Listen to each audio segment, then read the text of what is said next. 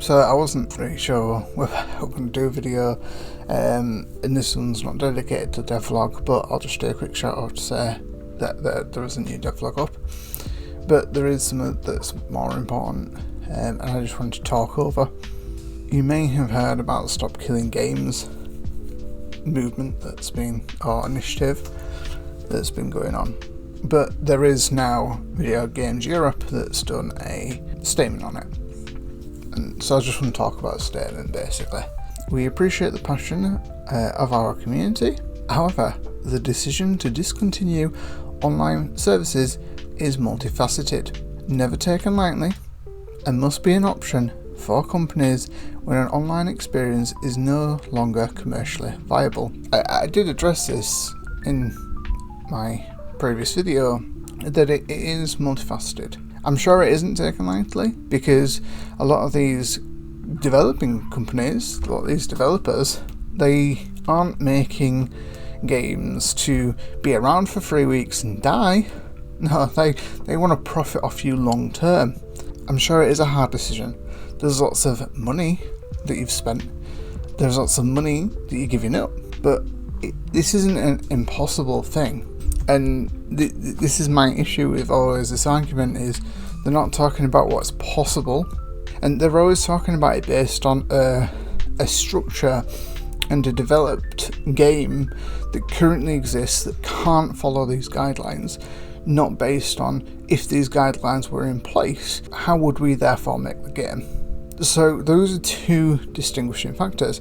They're looking at this as retrospectively, which the law wouldn't, so it is very disingenuous for you to talk about how currently this is multifaceted and it might not be possible based on current experience, not because those examples are completely irrelevant, but because it's based on the current dynamics and how things currently work, which isn't how new games would then be developed. We understand that it can be disappointing for players, but when it does happen, the industry ensures that players are given fair notice of prospective changes in compliance with local consumer protection laws. I've just got to ask then, is the law adequate? This is fair based on you. Is this fair based on the customer? Well, that's what StopKillingGames is saying. No, we don't believe it is. That's why we want law there. If you're then not doing that in a free market, then yes, we're going to have to go to local protection laws to make sure that they are done more fairly.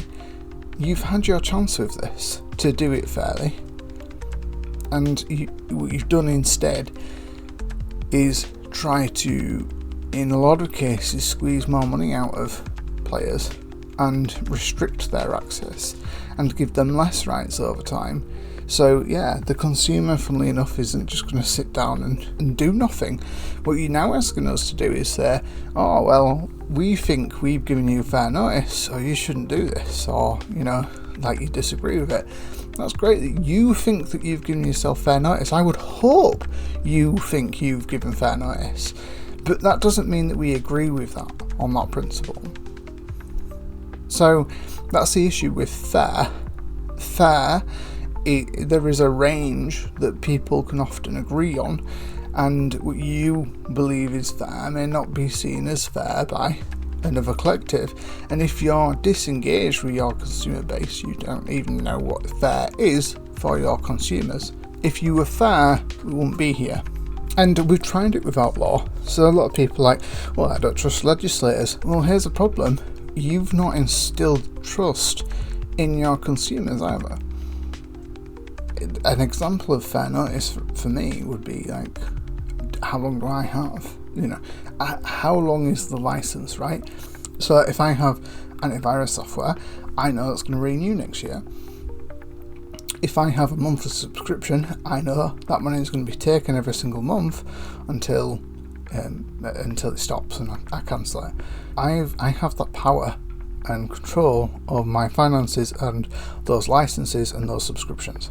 That is not done in video games. So when you're talking about fair notice of the prospective changes in compliance with local consumer protection laws, licenses and subscriptions, which is the argument for a lot of this, is you're not buying a product, you're buying a license. Well, okay, we then need to know, how long is that license? Is it a subscription model?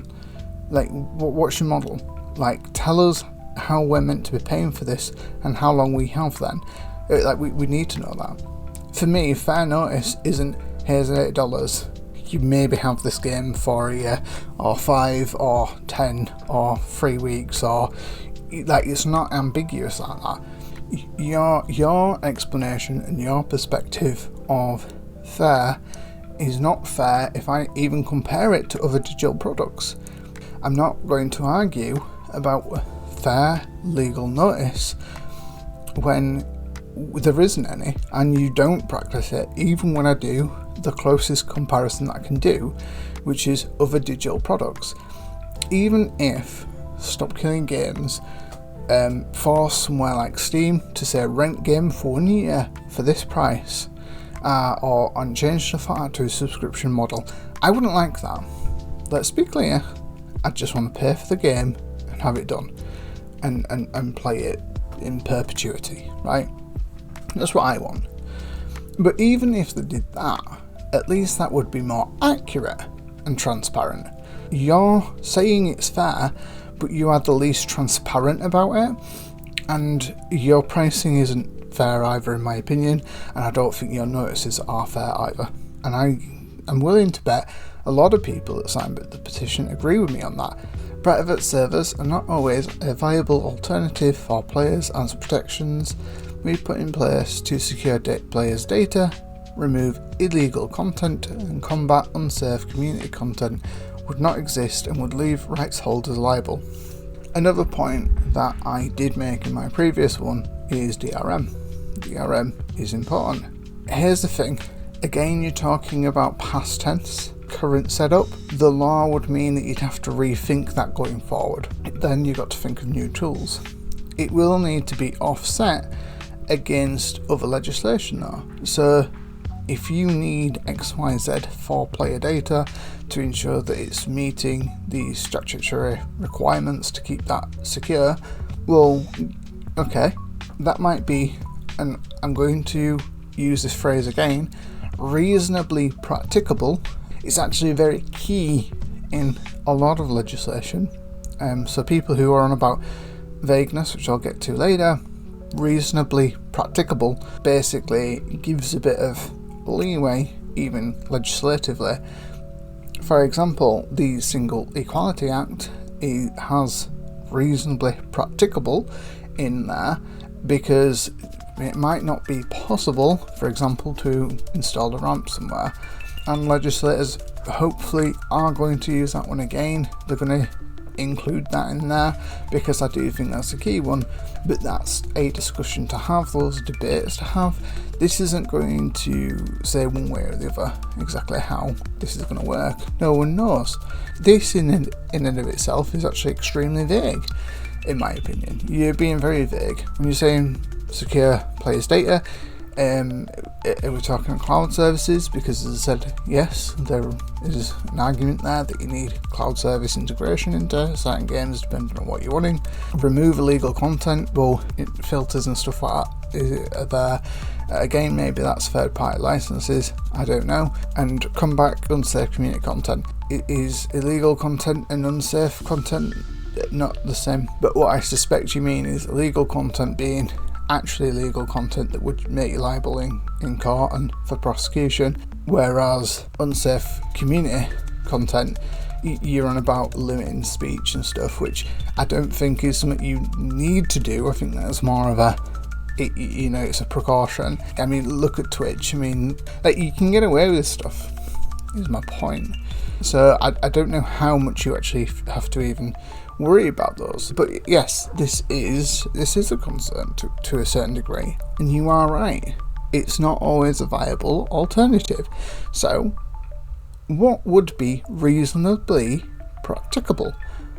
Do we believe that what you're doing currently falls in line? I don't believe so. In addition, many titles are designed from the ground up to be online only. In effect, these proposals would curtail developer choice by making these video games prohibitively expensive to create. Here's the issue. They're already increased. Like, not even just base price increase, because, you know, that happens. We're not talking about a linear inflation. We're talking about things that are way more profitable. You've already got the base price, which can already be increased anyway, and people pay for it to play it effectively on time, or it's like 3-day beta testers basically, which is a position you normally pay for, by the way. So it's, I mean, pick your poison on which definition you want there. You know, that's increased prices anyway. They've increased the base price anyway of certain games, but they've also over the years included microtransactions, and then they've introduced like gambling mechanics and other poor practices within the price. All these things have increased it, and you could say that don't buy it then, vote with your wallets, free market, all that bullshit. But here's the thing, like, I can not pay for any of that, and another 99 people might not pay for that, but it's designed so that if a whale pays for it, then actually it's a valid money making scheme, right? Then the majority of the consumer base doesn't agree with it, which you can see by number of sales, but they profit from it. So literally, like, then at that point it doesn't matter what the other 80% do. But now you've upset the other 80% to the point that we're saying to legislators, hey, look, you know, there's unfair practices there, we aren't looking into it, and you're upset. But yeah, I mean, saying that they're expensive now, we know they're expensive. Actually, we don't want you to keep spending hundreds of millions on games that we don't want. Like, don't even sell that to us. That's not what we want. You're spending more money and you're being frivolous with it. Like, that's just it. You're being frivolous with the opportunities that you've been granted, with the way that you've been able to work and manipulate the market. You've been frivolous with that money. You've not put it to good use. You've put it to poor use, and you've wasted a lot of it. You could have spent years designing infrastructure that was in-house, cloud and peer supported, that does enable also peer-to-peer services.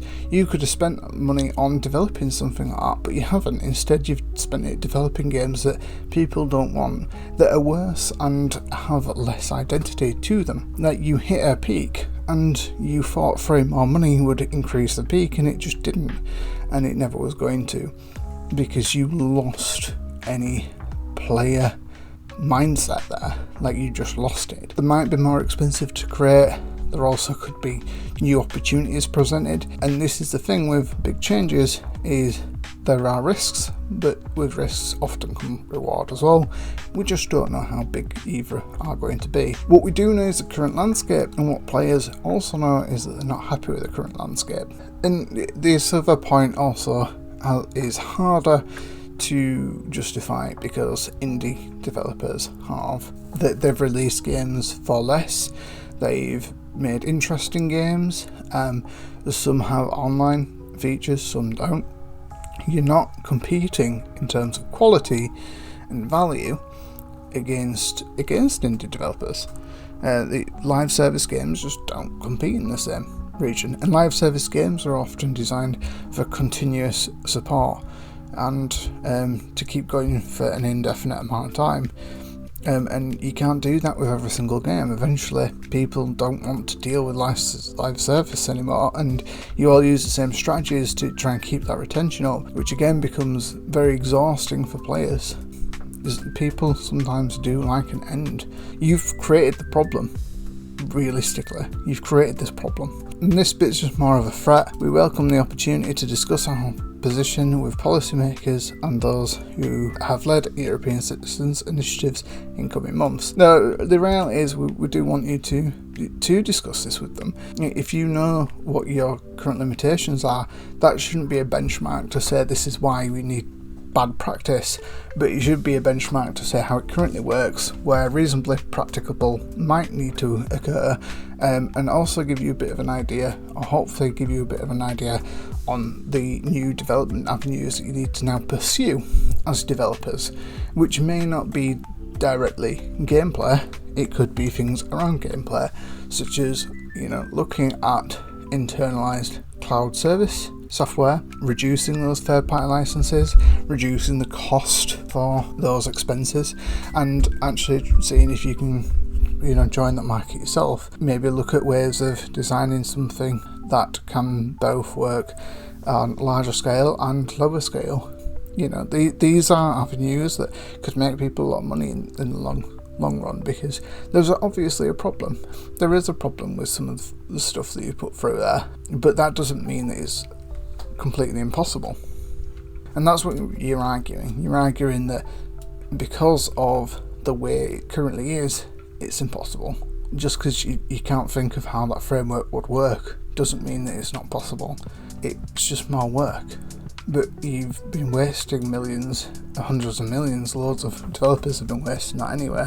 And for indie developers, if this is going to be an issue, then maybe single player is probably where you need to look at, unless they raise lower cost. But again, and I cannot repeat this enough times, this doesn't mean that you can't put these stipulations in, hold big expensive companies to a higher standard, keep reasonably practicable standards, particularly for the lower echelon of indie developers. Maybe the indie developers can't keep the games alive forever, but our issue isn't really with them, it's with the higher ones that spend multi-millions, hundreds of millions of dollars on a game that doesn't really satisfy anything and then just turn it off when it fails.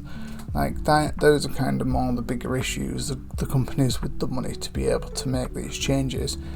Whereas again, it could be reasonably practicable that a smaller studio doesn't have the resource to look at alternative cloud and peer-to-peer services, and as a result can therefore not fulfill the requirements. But there is a huge difference with how it is now, where everyone can do this and just get away with it, to how it should be, which is you do need clearer deadlines. So I've been going about this on X or Twitter, and then you get where we will probably vehemently disagree, is that I don't think it's fair, reasonable, or even possible to leave every kind of game, current or especially future, in a playable state. Current I'd agree with. Current, I don't think that it's possible. I think for future, I think that's difficult to say.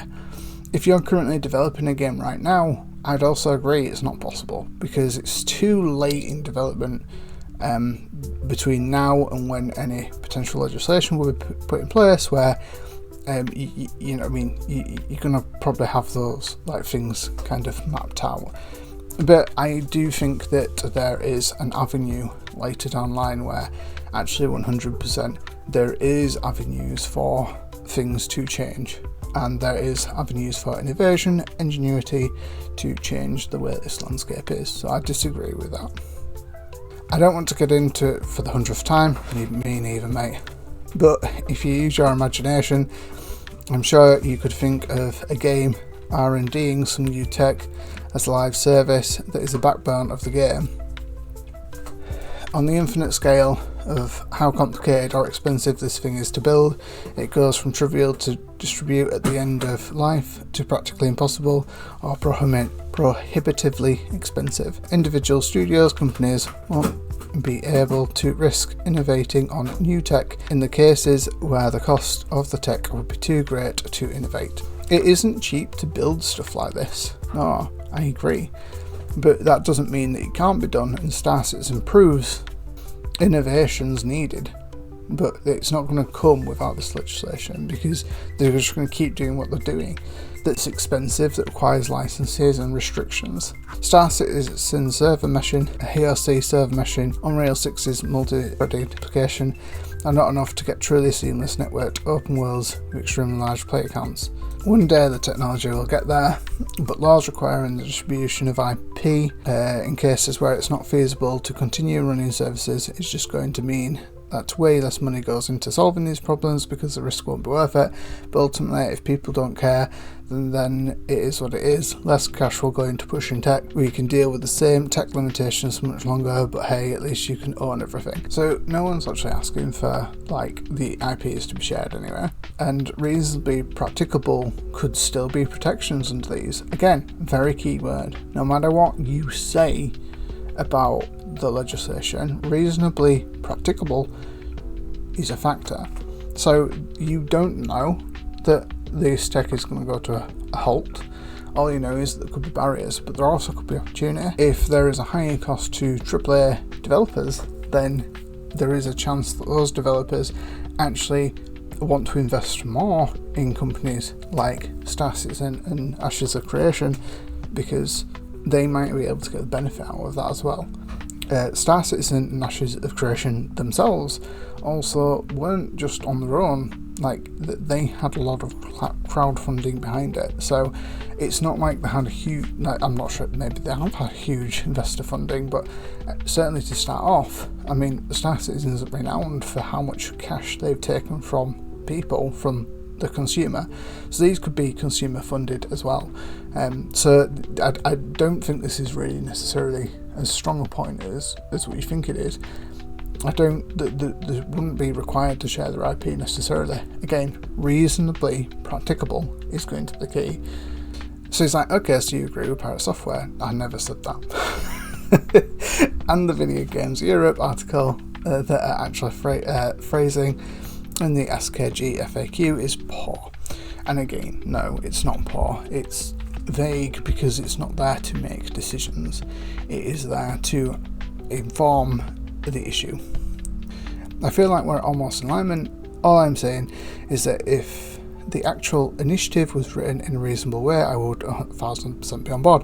But what is that reasonable way? Because reasonable to you might be different to someone else. So when you're saying it's written in a reasonable way, there could be things that other people disagree with. It completely depends on what your perception is of reasonable. This goes to similar to the original statement. What is considered reasonable and fair in your eyes is going to be different based on different people, but this is where law has to be put in place to try and work that line. And no, I absolutely don't trust random legislators to understand the nuance of technology and live service game development. Well, the problem is here is that the consumers no longer trust the people making them, and that's not because they don't know what they're talking about, but it's because they've misused the trust that has been placed with them in a lot of circumstances. So it's good that you don't trust them, and maybe we wouldn't, but we also now don't trust the people making them because continuously you've just tried to abuse the lack of legislation over and over again, and it's worked. I can barely convince gamers who have been using computers for 20 plus years to understand that it's not always simply black and white issue, and most double down without ever realising the implications of the world they advocate for. No one understands the issues. Like, no one really understands it because the law's not there. These discussions are only just starting. You're right, you're not going to convince gamers because they've been mistreated by the people making the games. You're trying to tell them that the way that the gaming industry works now is the best way it can possibly work, and we disagree adamantly. Yeah, we're the consumer, and you're not respecting us, and you're not respecting anything that we hold or have access to. What you're telling us is, suck it up, this is as good as it gets. It's not a black and white issue, but you're treating it like a black and white issue by saying that legislators shouldn't be involved. But legislators being involved isn't black and white either, because there are things that they have to also take into account within that market as well. They can't just, it's not like they're going to come in and just make loads of decisions that are unreasonable. Your arguments, we don't know your side, you don't know the legislative side, you have no idea. No one knows how it's going to pan out because we've not told them what to expect. We don't really 100% know. We can say this is what we want, but that isn't what can be achieved. We need to stop arguing about what Stop Killing Games is going to do, because the reality is all it's going to do is start a discussion. If you're angry and you're worried about a discussion starting, it probably means that you've got reason to be worried. So I guess this is like what people are worried about. They're worried that Stop Killing Games is going to kill the online area, the whole online space, but that's not what it's designed to do, and that wouldn't be reasonable and it wouldn't be practical to do. So you've actually got some protection there based on what I've been saying this whole time. There's every chance that there is an avenue where single player and multiplayer games are treated different in terms of preservation. There's every chance that happens. We don't know, but what we do know is that the way it's been getting done has been wrong. It's not been right. Arguments that are like, well, you're not specific enough. You do want us to be specific, because it doesn't matter if we are. Like, that might not be fair. There's not a one rule that's going to fit all. You're looking at legislation like that should be black and white, and it shouldn't. It's going to be different all the time. That's it. A small business can't necessarily take a building and just put, a ramp in the front, in the front. A very small business might not be able to do that. But what is reasonable, and what can be done, what can be developed to make things easier and more reasonable for smaller creators, and what funding will exist if there's a higher requirement there. So these companies don't have the players' interests necessarily at heart. They've got their own interests at heart. So, well, consumers have to now fight for their own interests, not for your interests anymore. And again, if this was a different world, that maybe, just maybe, we wouldn't feel the need to include and ask support from legislators if it was a different world, but it's not. So, sadly, this is what it's come down to. We have to hope that we can get legislators involved and that it can be fairer across the board. And maybe we're wrong, but we've got to do something for our interests, not yours.